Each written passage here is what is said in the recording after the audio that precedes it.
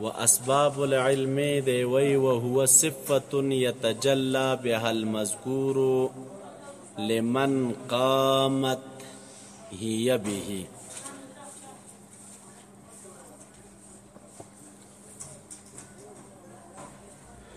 طالبانو پرون مو د سبب تعریف کړو چې سبب چاته ویلې کیږي او بیا مو ویلیو چې د علم تعریف مونږ ته شارح کړی دی و شارح راغی د علم تعریف کوي علم چاته وی وهو صفة دا علم یو صفت دی یتجلی بها المذکورو چې په دغه علم سره مذکور مونږ ته منکشف کیږي په انکشاف تامه سره.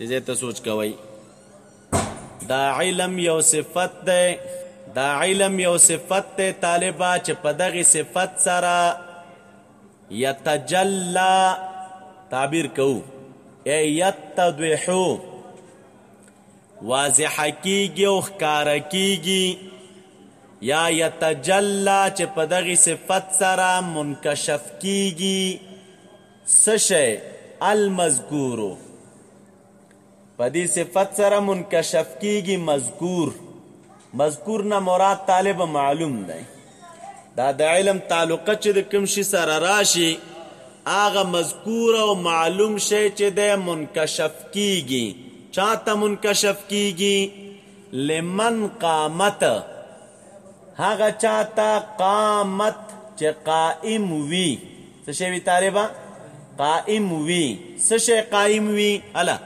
هي دغه صفت او صفت څه شی نو دا علم یو صفت ته یتجلی چې واضح کیږي او ښکاره کیږي بیا په دغه صفت سره بیا په دغه صفت سره څه شی المذکورو مذکوره مراد د مذکور نه هغه شی ده چې د دغه علم تعلقه ورسره راشي دا مذکور چاته واضحه کیږي لمن قامت هغه چا لره چې قائم وي هیا دغه صفت به تر هغه پورې آسان او لنډ تعبیر داسې کوو چې علم داسې یو صفت دی چې د دغې صفت په سبب باندې دا مذکور هغه چاته واضحه کیږي چې د چا پورې دا صفت قایم وي چې هغه عالم دی څه شی دی طالبه مثلا زید دی او د دې زید پورې دغه صفت قایم شه چې څه شی دی صفت العلم دی نو دا صفت العلم چې د دې زید پورې قایم شه نو تعبیر اوس د علم نه څنګه کوو وای دا علم داسې یو صفت دی چې د ده په وجه باندې دا مذکور دغې کس ته چې دا صفت ور پورې قایم دی چې زید دی دا ورته روښانه کیږي او واضحه کیږي ورته علم تاسې ویلي د طالبه مبدأ الانکشاف ده څه شی ده مبدأ الانکشاف ده د انکشاف مبدأ علم ده د انکشاف مبدأ علم ده څنګه و یو مجهول شی چې چاته روښانه کیږي او څرګنده کیږي نو د هغې دپاره مبدأ څه د علم خو د دې علم په واسطه ورته څرګنده کیږي نو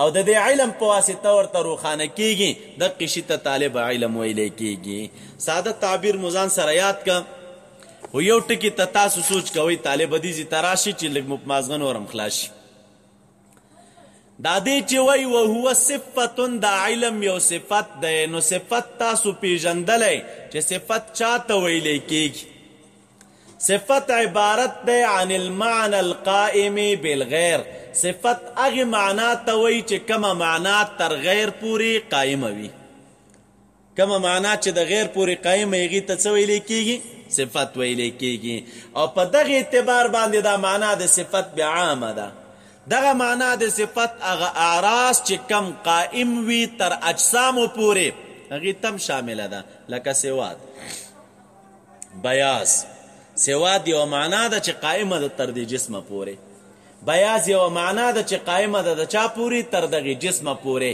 نو دا صفتون په هغې باندې هم اطلاق کیږي نو علم یو صفت دی څه معنا یعنی دا یو صفت دی چې یوه معنا ده چې دغه معنا به قائمه وي تر موصوف پورې چا پورې طالبه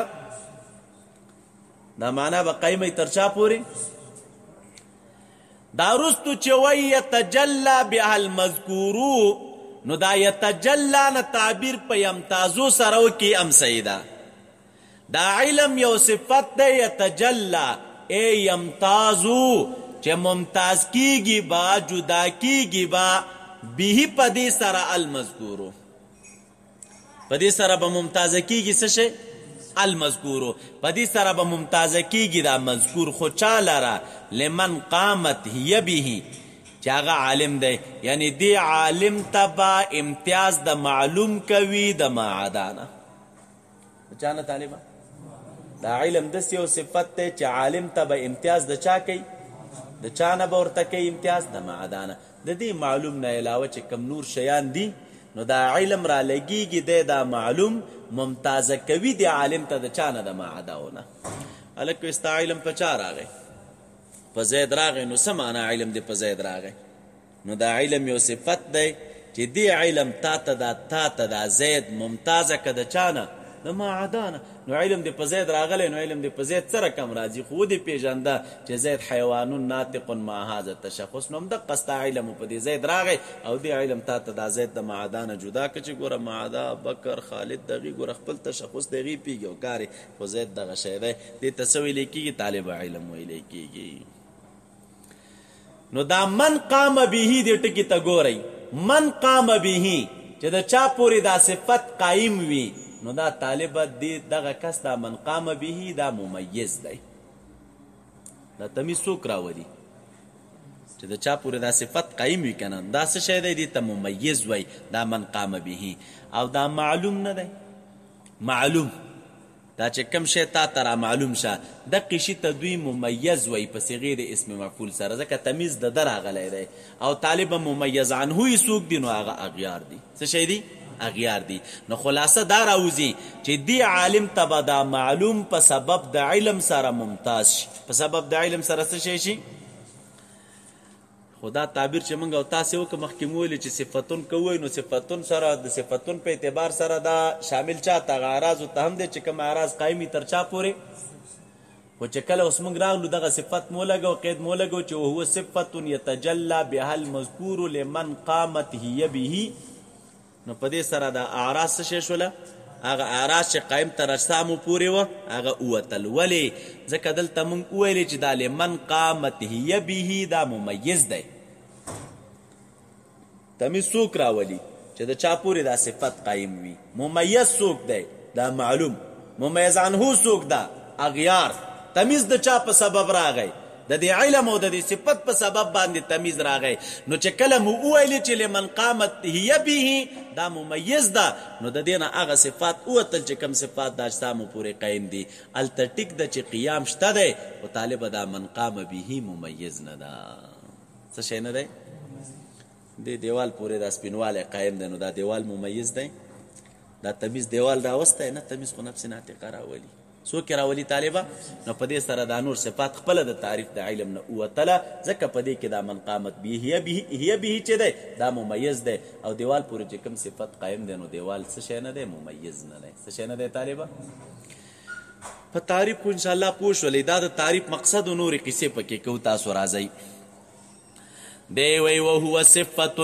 یتجلی بها المذکور لمن قامت هي به يتزح ويظهر ما يذكر ويمكن أن يعبر عنه موجودا كان أو معدوما دلته و شبه چا کړې ده طالبه شبه دا د معترض وی چې تراغلی تاویل چې وهو صفت یتجلی بها المذکورو خو د دې المذکورو په ځای باندې به د المعلومو ویلی او که نه څه به دې ویلی وی ځکه مناسب دي ذکر دا ده دا علم یو صفت دی یتجلی بها المذکورو چې په دې سره به ممتاز کیږي معلوم ممتاز کیږي به څه شی او ته راغللی د المعلومو په ځای باندې دې څه وویلې هله المذکورو وویلې دا ولې نو چا د دغې شبې نه جواب کړی او جواب یې داسې کړی وایي که ده په تعریف کې المعلومو ویلی وی نو معلوم صیغه د اسم مفعول ده معلوم صیغه د چا ده چې هر کله معلوم صیغه د اسم مفعول شوله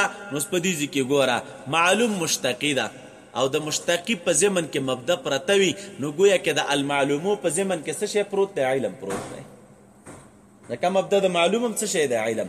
نو چې د المعلومو په ضمن کې علم پروت دی نو تعبیر څنګه کوو؟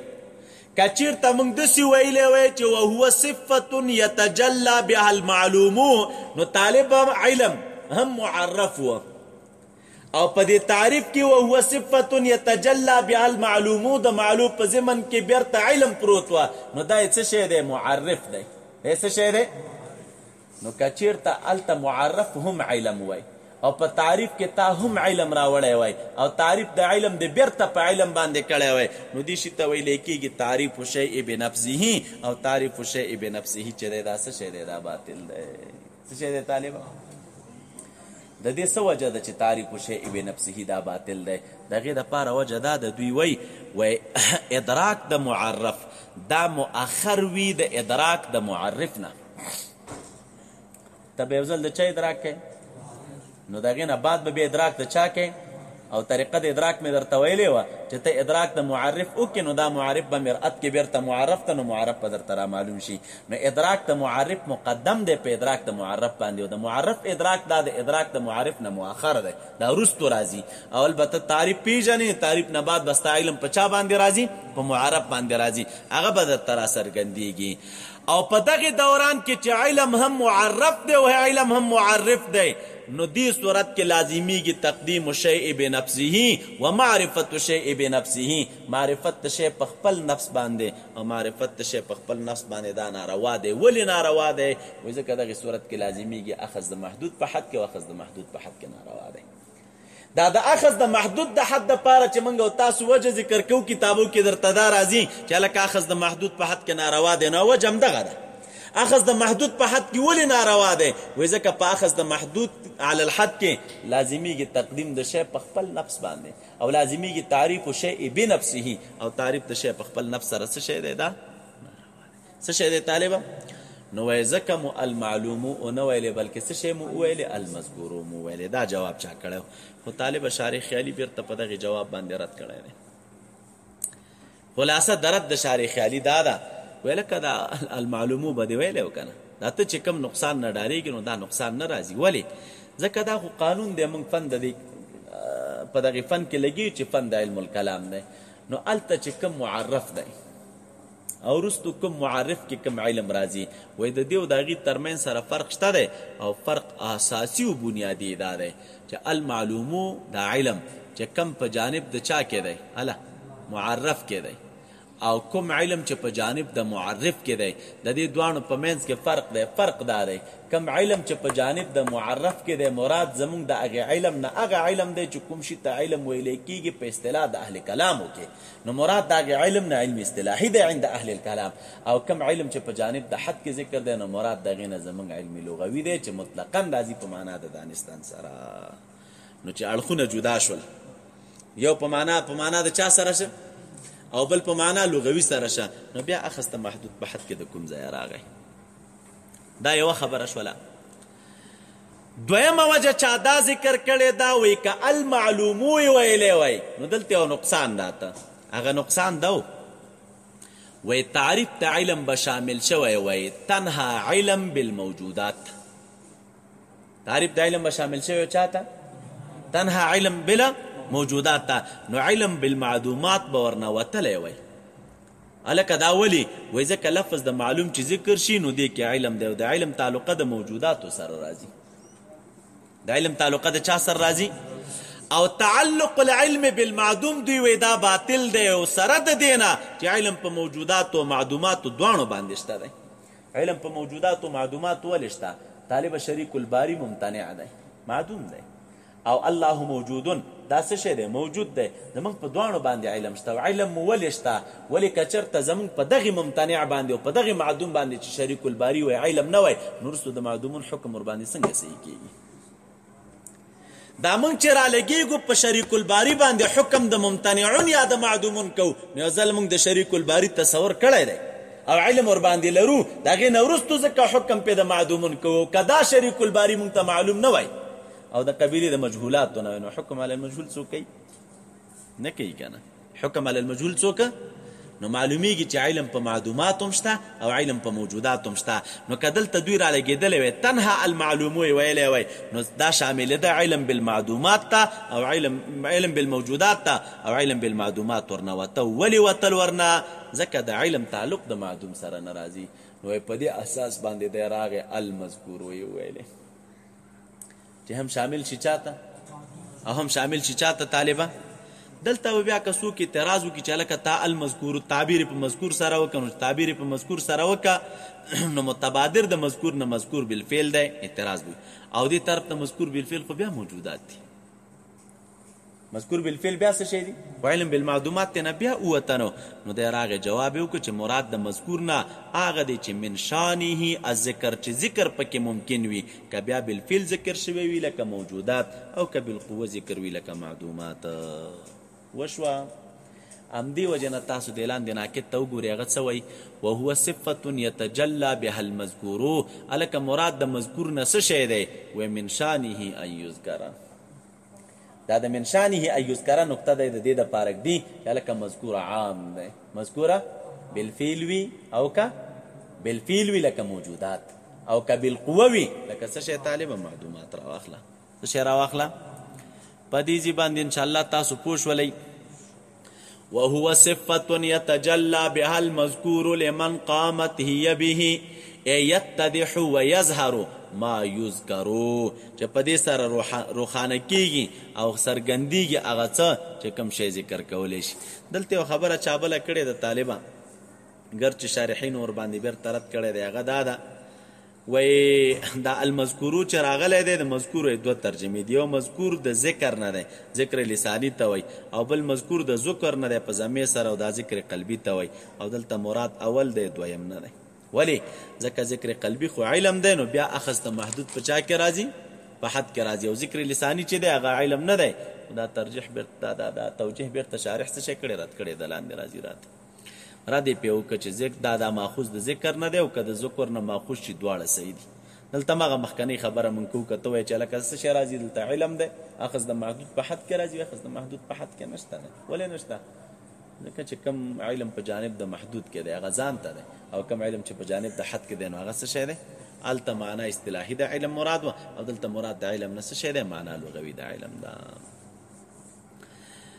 نو وی ویلی چې تجلی بها المذکور لمن قامت هي به، لمن قامت هي به. اوس بلې خبرې ته راشي. دلته که څوک شبه وکړي ووایي طالبه چې مراد به د مذکور نه مذکور بالفعل وي، نو د تعریف د علم نه علم بالمعدومات ووت، ځکه معدومات مذکور بالفعل نه وي. نو د جواب د اعتراض په دغه شکل باندې کیږي. هلته مخکې موږ خبره وکړه چې هلکه دا حمل په معنا متبادر سره اخلم، بلکې څه وایم؟ هله من شانه. اوس ګوره ورته ويمكن ان يعبر عنه موجودا كان او معدوما. نو ممکنه ده چې د دې نه تعبیر وکړی شي په دې باندې چې موجود وي کان او معدوما. دا موجودا کان او معدوما تعبیر څنګه وشي؟ خو هلته مذکور ذکر و متبادر د مذکور نه من شانه ان یذکره، او من شانه ان یذکره عام دی. که بالفعل وي نو که بالفعل وي نو تعبیر تنه په موجودون سره کو، که بالقوه وي نو تعبیر تنه بچا. بلې خبرې ته راشئ. نو فیشتمل ادراک الحواس و ادراک العقل من التصورات والتصدیقات الیقینیة و غیر الیقینیة. دا فیشتملو چې وایي چې دغه تعریف موږ او تاسې وکړه، دی دلته یو توطیه دی اعتراض ته. هغه توطیه دا ده ویله که شارح چې کوم تعریف د علم وکړه نو دا ډېرو ادراکاتو ته شامل دی. ادراک د حواسو ته هم شامل دی، ادراک عقلي ته هم شامل دی. په ادراک عقلي کې بیا ادراک تصوري او تصدیقي دواړو ته شامل دی. مطلق ادراک ذکر دی، نو ادراک عامه ده که تصوري وي او که تصدیقي وي. په ادراک تصدیقی کې بیا یو تصدیق یقیني دی بل غیر یقیني دی. نو دې ټولو ته شامل دی. څه اقسام د تقلید تصدیق چې دي لکه ځوند، تقلید وغیره، جهل مرکب، دې ټولو ته دا تعریف چې دی شامل دی او صادقیږي. نو معترض راغی وی ویلي چې هلکه دا کم تعریف تا کړی نو دا تعریف دی د محاورې د فن خلاف دی. وهو صفة يتجلى بها المذکورو، دا هغه صفت دی چې په دې سره مذکور روښانه کیږي. نو تعریف عام دی، ټولو ادراکاتو ته شاملېږي، ادراک د حواسو ته هم شاملېږي، ادراک د چا ته طالبه عقلي ته هم شاملېږي، په ادراک عقلي کې ادراک تصوري ته هم شاملېږي، ادراک تصدیقي ته هم شاملېږي، تصدیق کې بیا 4 اقسام دي، دې ټولو ته چې دی شاملېږي. او ادراک د محاورې د فن ولې خلاف دی؟ ځکه په محاوره د دغې فن کې چې وایي علم ذکر شي نو مراد د علم نه علمي تصدیقي یقیني دی. او دا تا چې کوم تعریف کړی د ادراکات ټولو ته ورشامل دی، هم ادراک د حواسو ته، هم ادراک تصوري ته، او هم ادراک تصدیقي ته. په ادراک تصدیقي چې کوم اقسام دي هغې ټولو ته هم شامل دی. نو دی راغې جواب یې وکوي ویلې ویل لکه خبره خو ستا بالکل ټیک ده، خو لیکن دلته موږ تاویل کوو. څه شی کوو طالبه؟ او دا تاویل ولې کوو؟ وایي ځکه صون د کلام د عاقل د لغو نه بقدر الامکان ضروري دی. یو عاقل انسان چې یوه خبره کړې وي نو ته به حتی الوسه د دې کوشش وکړي چې د کلام د لغوه کېدو نه څه شی بچ. نو چې صون د کلام د عاقل د لغوه کېدو نه بچ کول پکار دی، نو تاسو به دلته ووایئ چې دا یتجلی چې زه اخلم نو دا په معنا د انکشاف تام سره اخلم. په معنا د چا سره اخلم؟ انکشاف تام سره. نو چې په معنا د انکشاف تام سره واخلم تعبیر به څنګه وکم؟ دا علم یو صفت ته یتجلی بها المذکورو چې په دې سره منکشف کیږي، ممیز ته دا مذکور شی په انکشاف تام سره، پورا انکشاف سره. او قانون دا د طالب چې انکشاف تام هغه انکشاف د تصدیق دی، او په تصدیق کې بیا د چا دی؟ د یقیني دی. کوم شی چې منکشف وي او منکشف تام وي نو هغه څه شی دی؟ تصدیق. او په تصدیق کې بیا کم قسم دی؟ نو چې دا تعویل مونږ او تاسې وکړه نو دا خبره او زمونږ او ستاسو موافقه شوله د کلام د چا سره؟ د محاورې د دغې فن سره.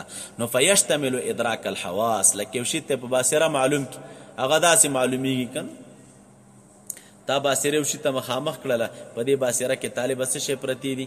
شعاوې. دا شعاوې لاړ شي وروستو راځي په دې شي ولګېږي، دا تصویر ځان سره راواخلي بېرته دلته راوړي. نو چې دا تصویر بېرته ځان سره راوړي نو دا صورت ته دغې نفس کیفیت قائمه وګرځېږي. نو دغې ته ادراک ته چا ویلی کېږي؟ مبصرات ویلی کېږي. مبصر یو شی راولګېد په سترګو باندې تا د هغې ادراک وکړه، همدغسې سامعه راواخله، همدغسې څه شی راواخله؟ شامه وغیره کوم نور حواس چې دي هغه راواخله، چې دا هر یو شی لاړ شي هغې ځینې یو کیفیت ځان سره راواخلي او دا کیفیت بیرته راوړي او دا د دې نفس پورې قایم شي او د هغې نه بعد ستا علم په دغې شي باندې راشي. نو دې ته څه شی ویلی کېږي؟ ادراک د حواسو. نو دغه تعریف چې کوم موږ او تاسې وکړو نو ادراک د حواسو ته هم شامل دی، او ادراک د عقل ته هم شامل دی. او بیا من ادراک د عقل خو عام دی، من التصورات و تصدیقات الیقینیت و غیر الیقینیت. پوه شوئ تاسو په دې باندې؟ دا بخلاف قولهم صفت توجب تمیزا لا يحتمل النقیزه، دې کې خبره ده او تعریف د نقیز دی چې نقیز چا ته ویلی کېږي؟ چا یو بل تعریف د علم کړی دی، دا همغه تعریف راغلي وي، دغه تعریف چې چا کړی نو په دې باندې د اعتراضات نشته، نو هغې کې به وضاحت وکړو.